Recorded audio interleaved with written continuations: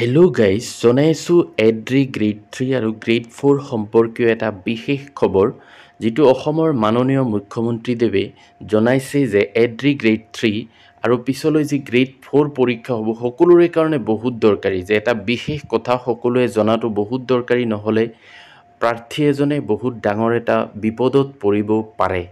তো সেই বিশেষ কথাটো কি, অসমৰ মাননীয় মুখ্যমন্ত্ৰীদেৱে কি কৈছে সবিয়ে এইটো ভিডিঅ'ত জনাম। তো আপোনালোকে এই ভিডিঅ'টো আপোনালোকৰ কোনোবা বন্ধু বান্ধৱ যদি আছে যিসকলে পৰীক্ষাত বহিব আগন্তুক এড্ৰি গ্ৰেড 3 বা গ্ৰেড 4 অৰ্থাৎ আসাম ডাইৰেক্ট ৰিক্ৰুটমেণ্ট এক্সামিনেশ্যন, তেওঁলোকলৈও এই ভিডিঅ'টো শ্বেয়াৰ কৰিব যাতে তেওঁলোকেও কথাটো গম পায়। তো বলক ভিডিঅ'টো আৰম্ভ কৰোঁ। অহাকালি মই অসমৰ জিলা উপায়ুক্তসকলক মাতিছোঁ। 15 ছেপ্টেম্বৰত আমাৰ প্ৰথমটো ৰিক্ৰুটমেণ্টৰ পৰীক্ষা আৰম্ভ হ'ব। 11 লাখ প্ৰাৰ্থী। পৰীক্ষা পতা সহজ নহয়। যোৱাবাৰ প্ৰাৰ্থী কম আছিল কাৰণে চেণ্টাৰ কম আছিল। এইবাৰ চেণ্টাৰো বহুত, প্ৰত্যাহ্বানো বহুত। কালিৰ পৰা আমি প্ৰস্তুতি কৰিম যাতে পৰীক্ষা সুন্দৰ কৰি হয় আৰু পৰীক্ষা আমি যাতে সফলতাৰে পাৰ কৰিব পাৰোঁ। পৰীক্ষাত নকল কৰা বা পৰীক্ষাত নিয়মৰ বাহিৰত গৈ যিসকলে কপি কৰে, নকল কৰে, তেওঁলোকৰ বিৰুদ্ধে আমাৰ চৰকাৰে এখন বিধানসভাত আইন প্ৰণয়ন কৰিছে। ইয়াৰ ফলত পৰীক্ষাত নকল কৰা ব্যক্তিজনক গ্ৰেপ্তাৰ কৰাৰ উপৰিও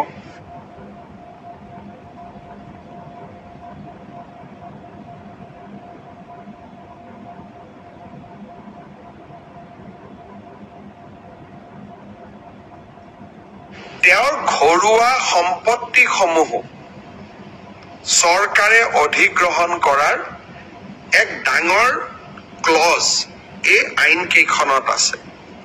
2 দিনৰ ভিতৰতে আমি এই আইনখনৰ বিষয়েও বহুল প্ৰচাৰ কৰিম। মই আশা কৰিম মেধাৰ ভিত্তিত নিযুক্তি। বহুতে কয় মোৰ মেৰিট আছে কাৰণে মই চাকৰি পালো।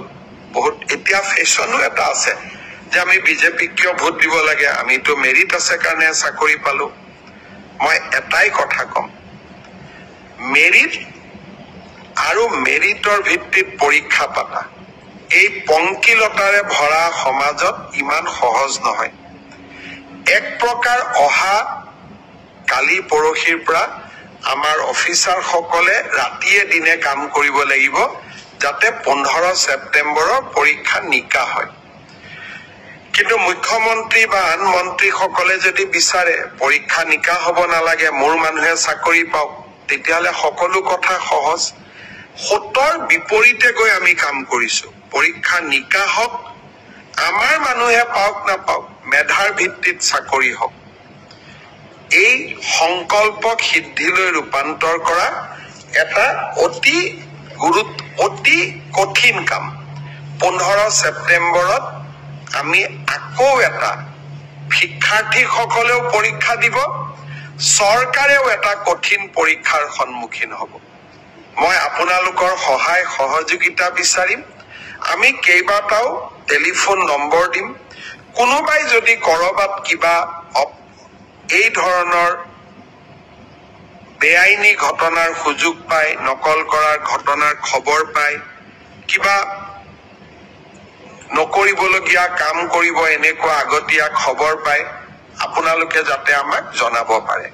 15 ছেপ্টেম্বৰৰ পৰীক্ষাটো চৰকাৰে নহয়, অসমবাসীয়ে লগ লাগি আমি সুন্দৰ কৰি পালন কৰিব লাগিব। আজি আমি